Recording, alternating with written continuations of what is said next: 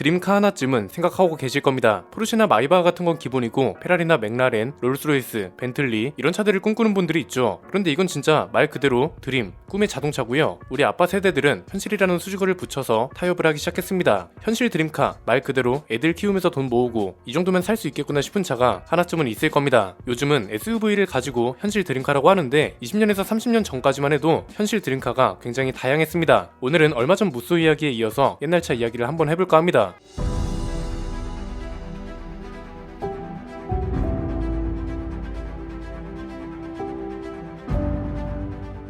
저는 그 시절 현실 드림카 하면 이 차가 떠오릅니다. 대우 에스페로입니다. 에스페로는 1990년에 출시되고 1997년에 단종된 차입니다. 생각보다 판매 시기가 길지 않죠. 공교롭게도 IMF 외환위기 해에 단종이 되면서 비운이 차 이미지도 약간 남아있습니다. 90년대 자동차 시장 하면 어떤 차가 떠오르시나요? 이때는 진짜 다양한 차들이 공존하던 때인 것 같습니다. 포란도나 무쏘처럼 강인한 이미지를 주는 차들도 있고 체어맨처럼 벤치를 씹어먹을 만한 럭셔리한 차도 있었고 칼리스타같이 한국에서는 다시 볼 수 없을 법한 클래식카 그리고 티브룡 같은 스포츠카도 있었습니다. 그 중에서도 에스페로는 시대를 앞서간 미래지향적인 세단의 역할을 했다고 보시면 될 것 같습니다. 물론 기술적인 거 말고 디자인적으로 말입니다. 80년대와 90년대에는 우리 고유의 자동차라는 걸 찾기 힘들었습니다. 당장 그랜저나 갤로퍼도 미쓰비시 차였고 무스랑 체어맨 같은 것도 벤츠의 기술이 묻어있는 차였습니다. 에스페로는 대우자동차가 처음으로 자체 개발한 고유 모델이라는 점에서 의미가 있었습니다. 에스페로는 대우차가 심혈을 기울여서 만든 차였습니다. 이 당시 중형차 시장에서 소나타가 완전히 강세였기 때문에 대우차가 밀리고 있었거든요. 그래서 디자인부터